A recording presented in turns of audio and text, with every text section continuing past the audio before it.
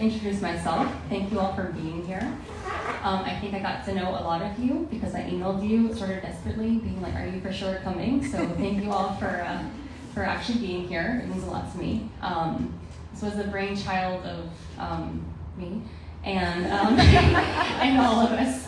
And we're really lucky that we're able to do this. It was funded by the CCC and AOP program at Stanford, and the fruits and other things were sponsored by the Stanford Latino Postdoc Association.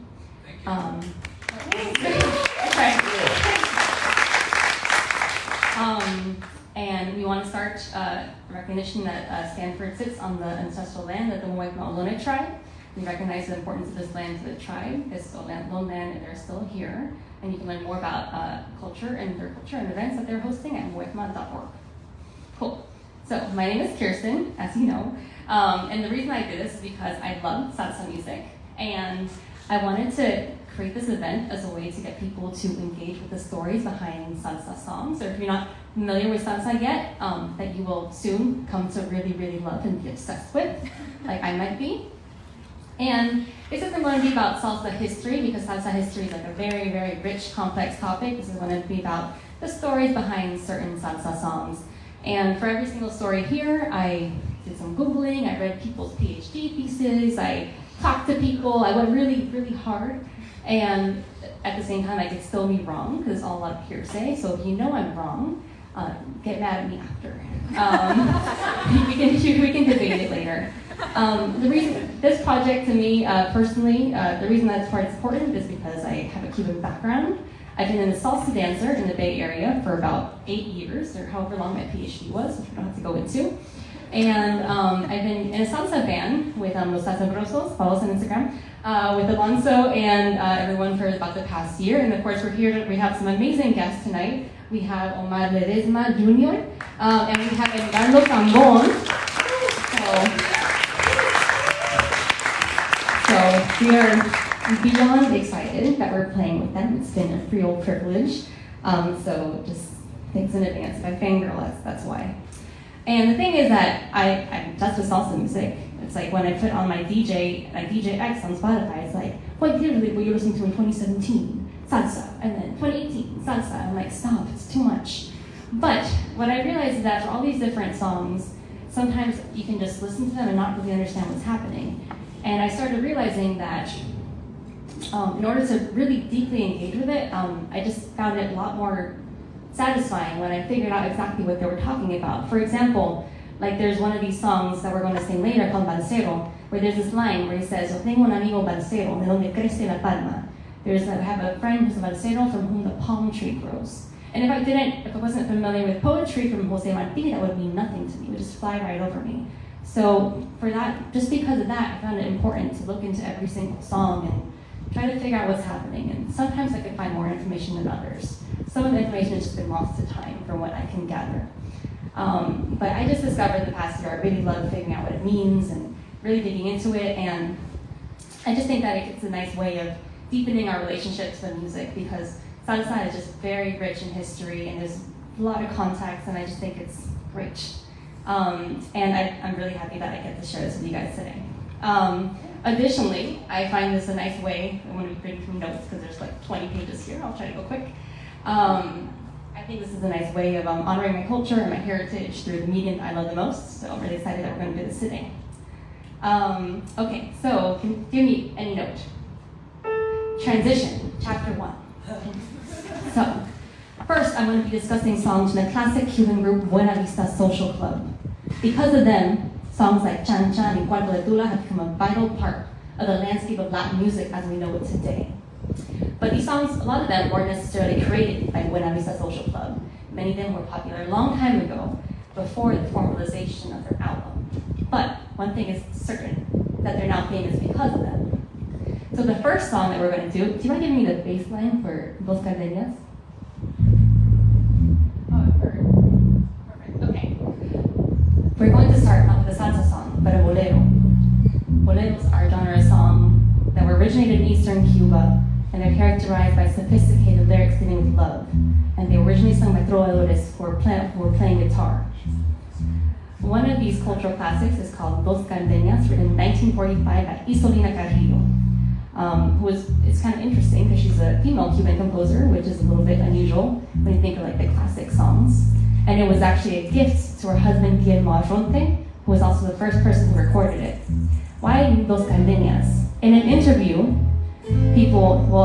she said that one of her students, who she really loved, gave her a bouquet of flowers. And there were a lot of flowers in there, but delicate flower, one that's ubiquitous and all over Cuba, is the gardenia. And apparently the student was just being really dramatic, like I can be sometimes, and he took out the two gardenias and he's like, Dos gardenias para ti. And she was like, oh my God, that just really fits. And she said that she wanted to do the gardenia because it's a ubiquitous Cuban flower, because it's like very sensitive, very fragile, very delicate, and that was the inspiration. This song is very much the most famous song she ever wrote. Toward the end of her life, she did a lot of jingles, she sold soap, she sold chocolate, and she also ended up running a nightclub called Los Cardenas. And it kind of faded into obscurity until it was revived at Buena Vista Social Club in 1996. So, with that, let's begin with Los Cardenas.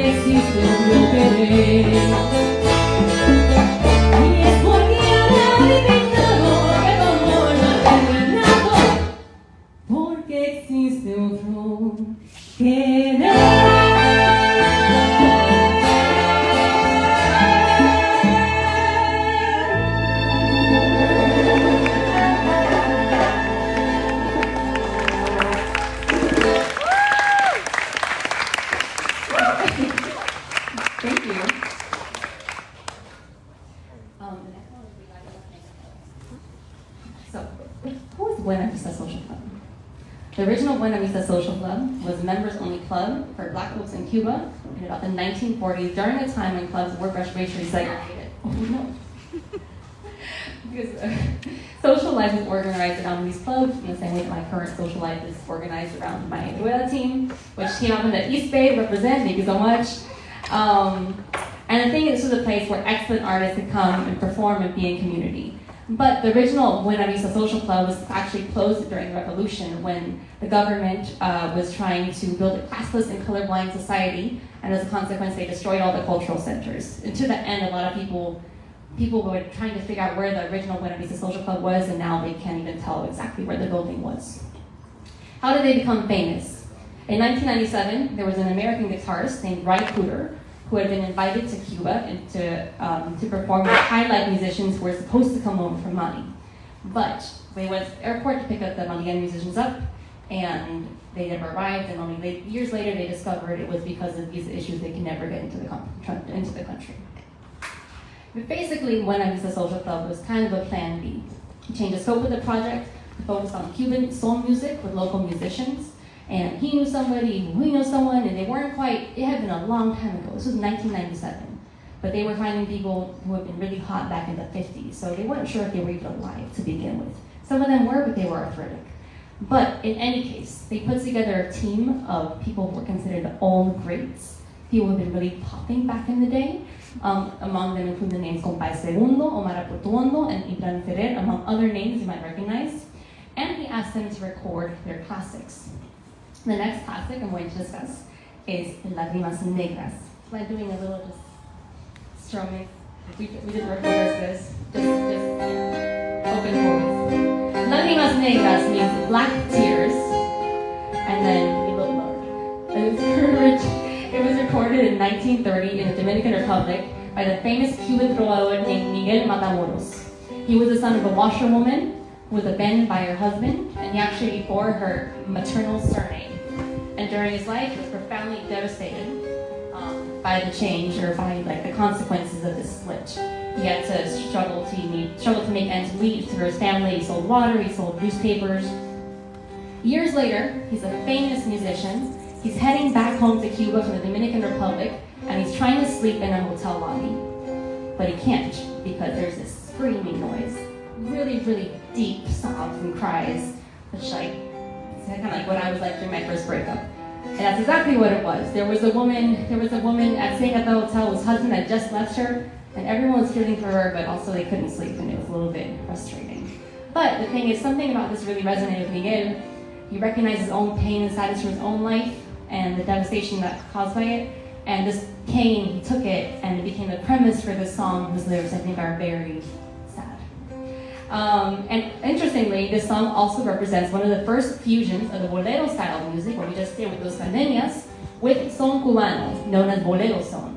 You might notice during the song that we're going to start one way, and then we're going to end another way, so keep an eye out for that. So, with that.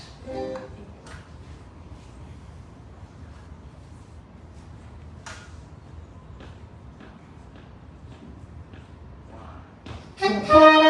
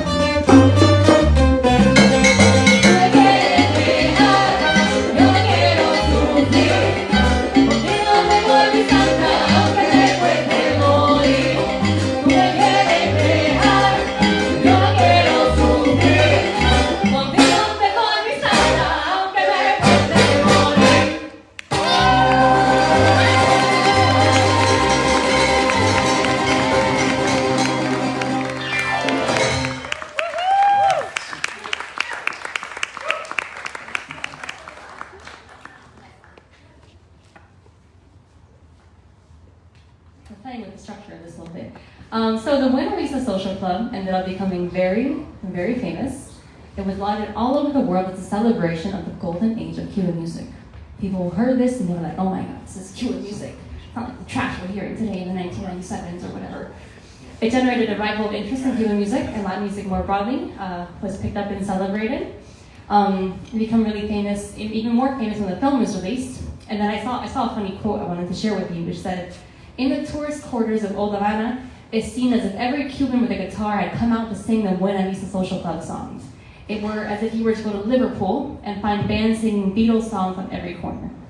Can anyone guess why Cubans were mad?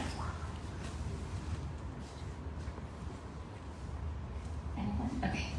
Well, I'll plant someone in the audience next time. People were upset because there was lots of controversies around this album. One of the major ones being that people were really seeing this like old Cuban music, no offense, to like was representative of like music in that day. Kind of like the equivalent if I went to Europe right now and people were like, oh my God, you're American, I love Frank Sinatra, or something like that. And this was at a time when there was another genre of music in Cuba that was really taking off. It was very vacuous, technically complex, dealt with social issues, which is called Bamba. But people were only seeing like this really old son cubano. And people thought it was really kind of like a step back for Cuba. When all the stuff that was being exported was very old, or was older music, kind of like classics. Additionally, while contemporary Timba music highlighted real social issues being experienced by Cubans, Buena Vista Social Club was, I quote, a revivalistic, nostalgic picture that appeals to the taste of white middle-class exile community living in Miami. And of course, there was a resentment that in order for its work to be appreciated by the West in the first place, it had to be given the stamp of approval by an American like Ray Cooder, who didn't know Spanish, who was there as a plan B, was there on vacation, that kind of thing. The next song that meets this criteria is going to be Chan Chan, which is also very famous. It was considered the calling card of the Buena Vista Social Club album, and it was written by the Cuban trovador Compay Segundo. And it was actually one of the few songs on this album that was original, not recycled from old standards. And apparently, he woke up from a dream one day and he heard this. He heard it as clearly as though he could look out over the balcony and he could hear it coming from the street. He described these 4 notes as very sensitive chords. He had them in his head, and then afterward he added the lyrics. And the lyrics deal with 2 folkloric characters called Juanica and Chan Chan. I tried finding more about them, I couldn't find anything. But the idea is that they're a couple and they're on a beach and they're collecting sand to build a house. I don't know how sand helps build a house, but apparently it does. And the thing is, there's a lot of sexual underpinnings to this song because they're collecting sand and then she's sitting sand, she's like trying to get the stuff out, and then he sees her body moves and he gets excited. He says, "Se me sale la babita," which means that mouth is watering. There's a lot of other references that we can talk about later. I wanted to make sure it was PG. And I think with that, we're going to start.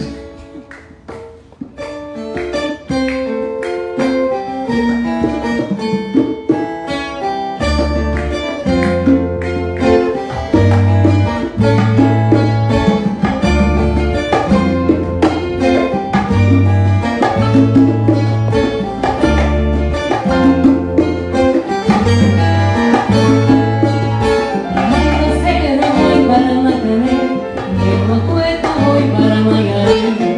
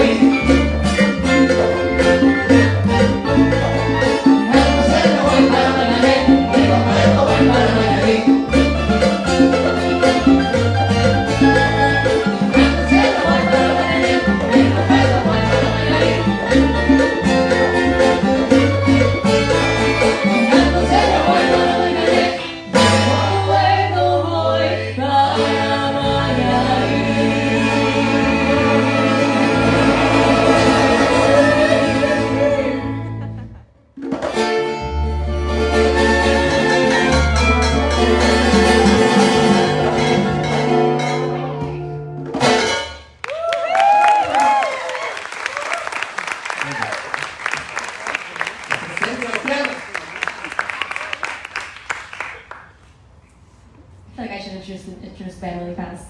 This is Carl J on the trombone. This is Daniel Young on the sax. This is Alex Schmidt on the bass. Alonso on the tres. Y of course, Edgardo Cambón and Omar Ledesma Jr. And Sergio Cabal on the piano. We're so happy that they're here. So, the next song, Cuarto de Tula, describes a crazy scene. I like to think. I want to say something. I think there are too many chairs here. You guys should stand up and dance. Like, imitate those two over there. I agree. Audrey, this is your chance to promote your classes. So the next song is going to be energetic. Describes a crazy scene. So, I like to think that the sound of fire trucks blaring is evoked by the bass, by the brass, which starts. And the thing is, you have a bunch of people on the streets, and they're all saying, "Ay mamá, ¿qué pasó?" Because they're trying to figure out what happened, because there's like a fire brigade going. Until they discover.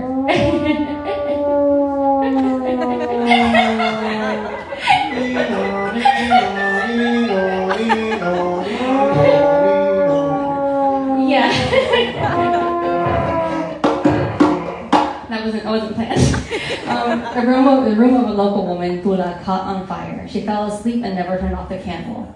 And when I try to figure out what this means, I like to think that it's a thinly veiled metaphor that captures a somewhat sexist interpretation of what can happen if a woman's sexuality is left unchecked. I know that at the time that this song was recorded, it was during the special period in Cuba when there was a lot of resentment and the government was cracking down on prostitution as sex tourism was skyrocketing.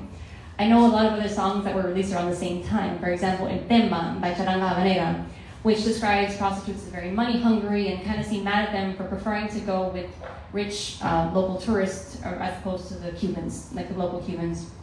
So I kind of wonder if that might have played a role in kind of characterizing the song and sort of showing this as a punishment for what happened.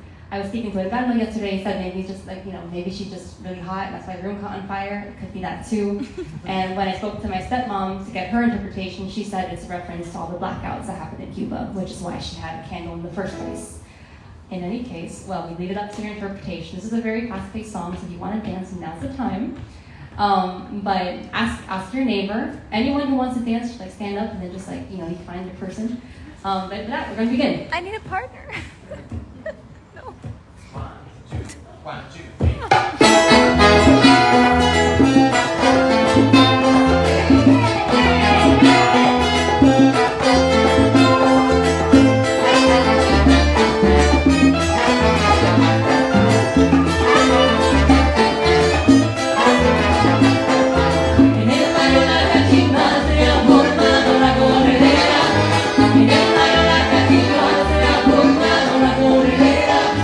Allá fueron los bomberos.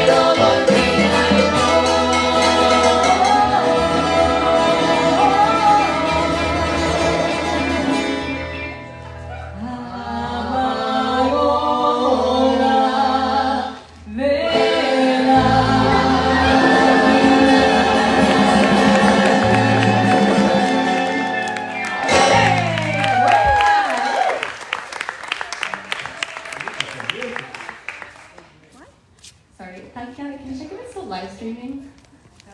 Yeah, it is.